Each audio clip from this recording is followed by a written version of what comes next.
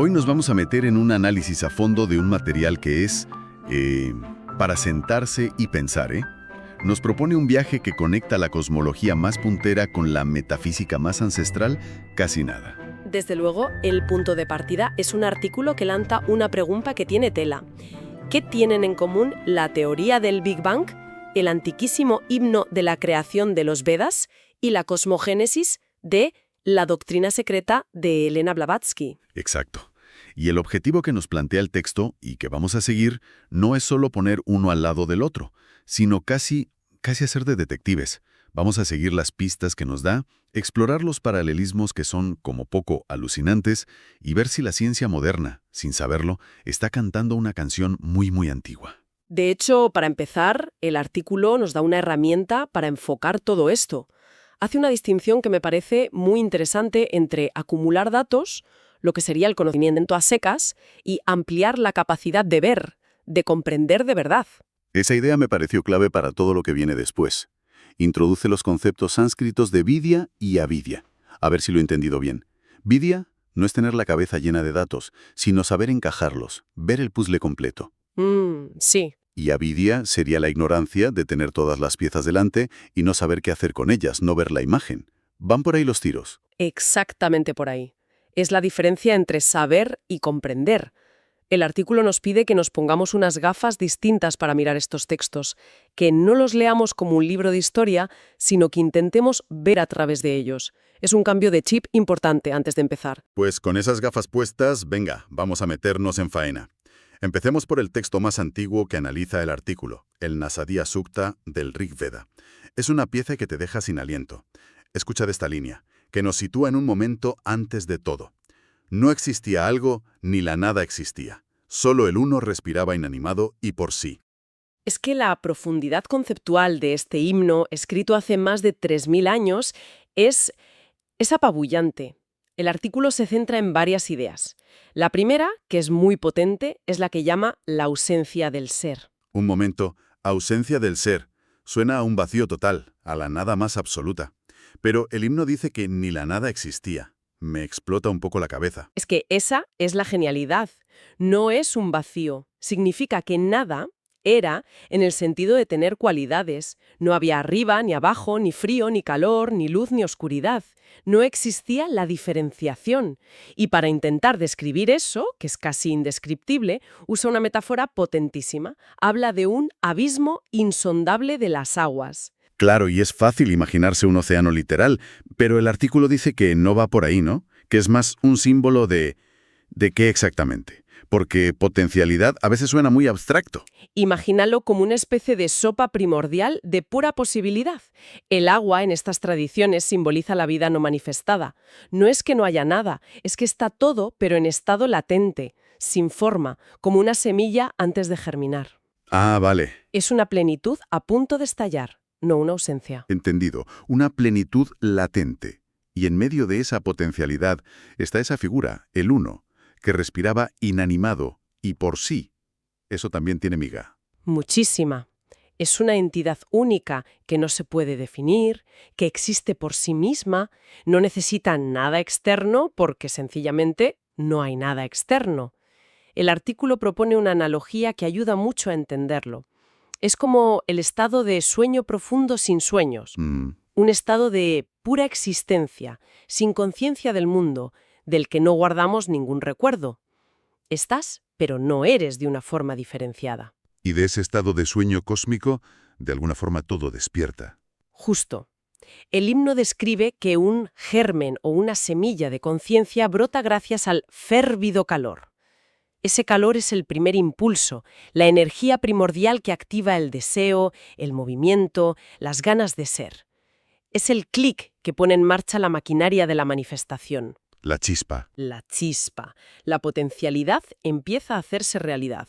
Pero lo que de verdad me dejó noqueado es el final. Después de esta descripción poética y cósmica brutal, de repente el texto frena en seco y se pregunta, ¿pero quién sabe esto de verdad? ¿Quién puede decir de dónde salió todo? Es el giro más honesto y brillante. Reconoce un límite. Sugiere que incluso los dioses son posteriores a la creación, así que ellos tampoco tienen ni idea del origen. Y remata con la pregunta definitiva, que cito porque es espectacular. ¿El más elevado vidente, en los más altos cielos, lo conoce? O quizás tampoco, ni aun él lo sepa. Vamos, que después de toda esa poesía cósmica, el autor se encoge de hombros. Una lección de humildad de hace 3000 años. Es increíble esa honestidad intelectual. Y me pregunto, ¿esta idea de un origen misterioso y potencial se quedó ahí, en la antigüedad? ¿O alguien la recogió más tarde? Porque el artículo da un salto de miles de años hasta el siglo XIX, ¿verdad? Da un salto enorme, sí, y aterriza en la estancia 1 de la doctrina secreta de Blavatsky. Y lo increíble es que aunque el lenguaje es más metafísico y estructurado, la idea de fondo es asombrosamente parecida. También describe un estado previo a todo, donde el tiempo yace dormido en el seno infinito de la duración. O sea, volvemos a un estado precósmico que está más allá de las categorías que usamos para pensar, el tiempo, el espacio. Exacto. El artículo introduce aquí el concepto de pralaya, que se traduce como la noche cósmica. Podríamos imaginarlo como el universo en modo avión o en hibernación total. Me gusta esa analogía. No es que esté apagado, sino que todas sus funciones, todo su potencial está en pausa, en un silencio absoluto antes del reinicio, que sería la siguiente creación. Y para describir este estado, el texto de Blavatsky usa unas imágenes que son, para darle vueltas un buen rato. Habla de un círculo sin circunferencia definida. Es una imagen que te rompe los esquemas, ¿verdad? Totalmente. Intenta expresar con palabras algo que, por definición, no tiene forma ni límite. Es como decir todo sin poder señalar dónde empieza o acaba. Puro potencial, sin contornos. Y junto a esa hay otra imagen que también choca, la oscuridad absoluta. Que, según aclara el artículo, no es la oscuridad que conocemos, la que se opone a la luz. No, está más allá de esa dualidad. Es una oscuridad que es la fuente tanto de la luz como de la oscuridad que experimentamos. Es el lienzo en blanco sobre el que se pintará todo. En ese estado no hay día, ni noche, ni vida, ni muerte, ni bien, ni mal. Es el estado anterior a todas las parejas de opuestos. Y en esa noche cósmica también aparece un concepto interesante, el eterno Padre-Madre. Sí, y el artículo hace una aclaración importante. El término original en inglés es parent, que no tiene género. Se traduce como padre-madre para intentar capturar la idea de un principio unificado, andrógino, que contiene ambas polaridades en sí mismo, pero dormidas, sin manifestar. De acuerdo.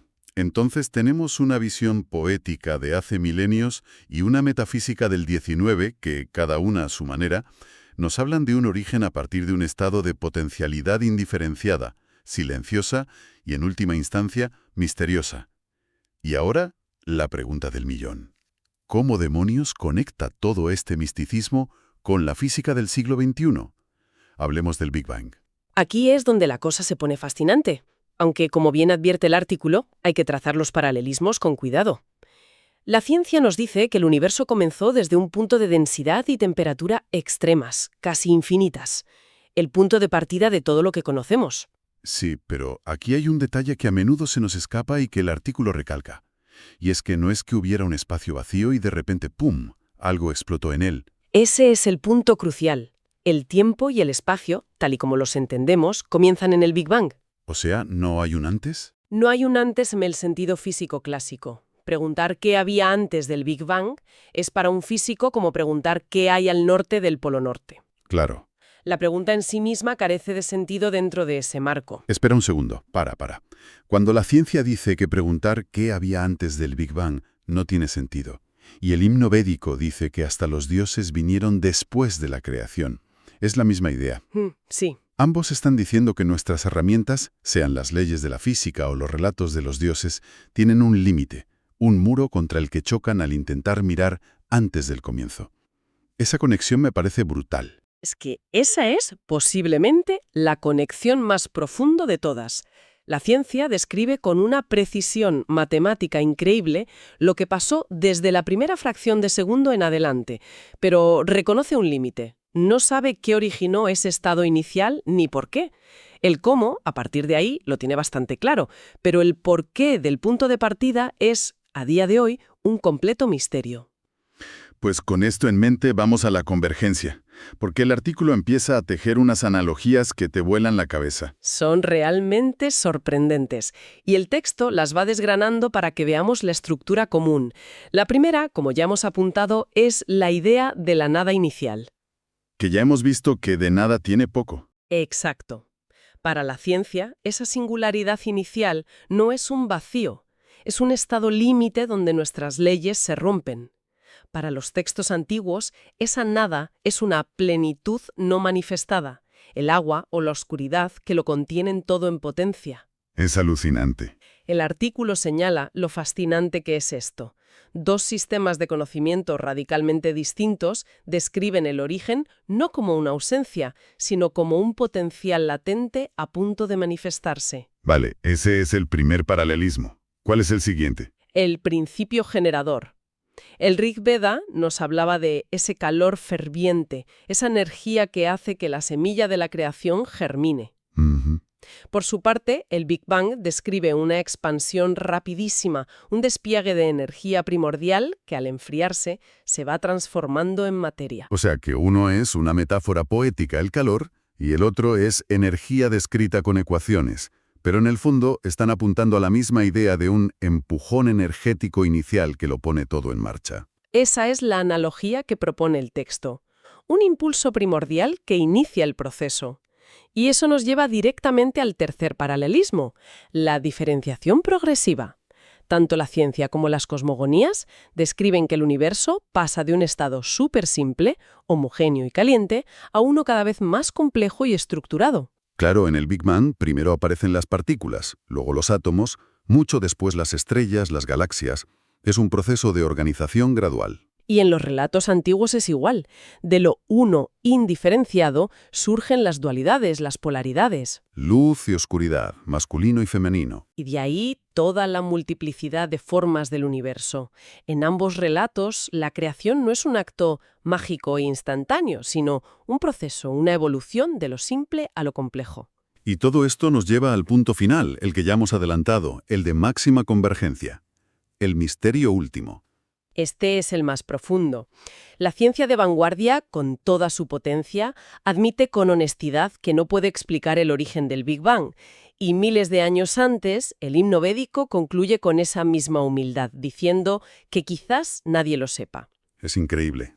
Ambos, desde sus atalayas, miran hacia el origen y reconocen que hay un punto ciego, un misterio fundamental. Entonces la conclusión del artículo no es decir que el Big Bang es lo mismo que el himno védico, que sería una simplificación absurda. Para nada. El artículo insiste en que es una analogía estructural, no una equivalencia literal.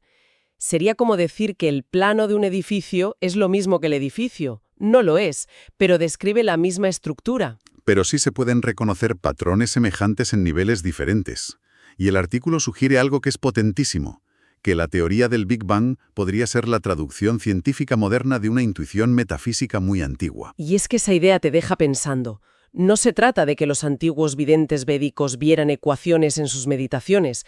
La propuesta es más sutil. Claro, es que quizás la mente humana, sea por la vía de la intuición mística y el símbolo poético, o por la vía de la razón y la matemática, Sí. cuando se asoma al abismo del origen, llega a tocar la misma estructura fundamental de la realidad. Es esa la idea de fondo. Esa es la idea de fondo.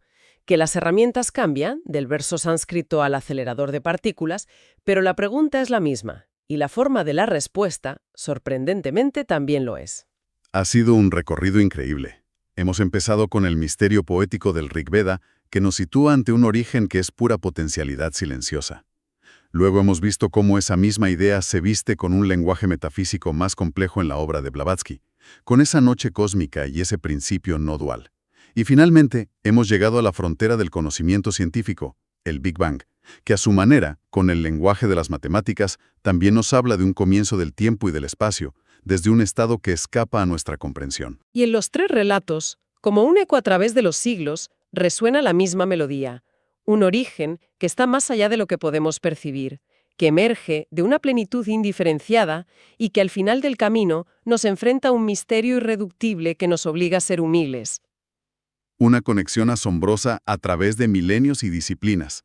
Te deja con una sensación de vértigo y maravilla. Y quizás El material que hemos analizado nos deja con una idea final para darle vueltas. Si tanto la ciencia más avanzada como la sabiduría más ancestral, después de sus largos viajes, convergen en un signo de interrogación fundamental sobre nuestros orígenes, quizás el verdadero propósito del conocimiento no es tanto acumular respuestas definitivas, sino aprender a formular preguntas cada vez más profundas sobre nuestra propia existencia en este cosmos.